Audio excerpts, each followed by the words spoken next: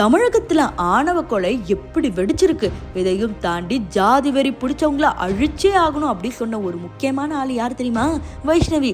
ஆனா வைஷ்ணவியே இப்படியா அப்படிங்கிற மாதிரி தான் சமூக வலைத்தளங்களில் ட்ரெண்டிங் ஆயிட்டு இருக்கு. அதுக்கு இந்த வீடியோவை பார்த்துட்டு வாங்க.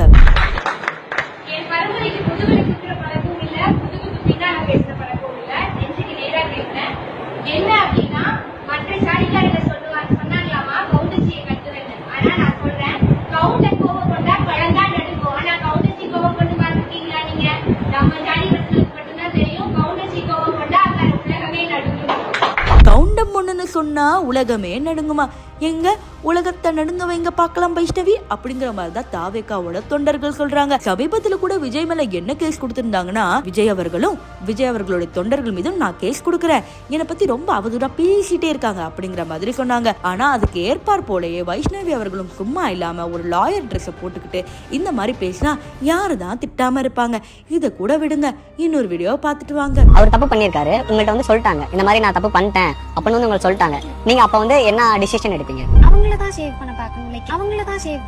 எதிரில நிக்கிறவன் ஏழ்மையோ இல்ல அவன் நல்ல மனசுக்காரனோ அதை பத்திலாம் கவலை கிடையாது. கூட இருக்கிறவங்க கிளைண்ட் துட்டு கொடுத்தா போதும். அவன் கேவலமானவனோ கீர்த்தனமானவனோ நான் அவனை காப்பாத்துவேன் அப்படின்னு சொன்ன இந்த வீடியோவும் ட்ரெண்டிங்.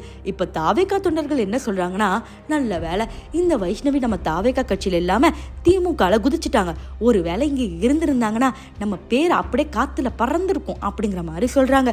இப்ப இந்த வீடியோ பார்க்கும்போது நீங்க என்ன நினைக்கிறீங்க அப்படிங்கறது நம்ம கமெண்ட் செக்ஷன்ல சொல்லிட்டு போங்க.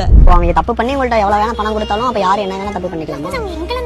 உங்களை நம்பி வராங்க. சரி, ஓகே, அவங்களுக்கு தான் நியாயமா இருக்கணுமே தவிர அவங்க பண்ண விஷயத்தை நாங்க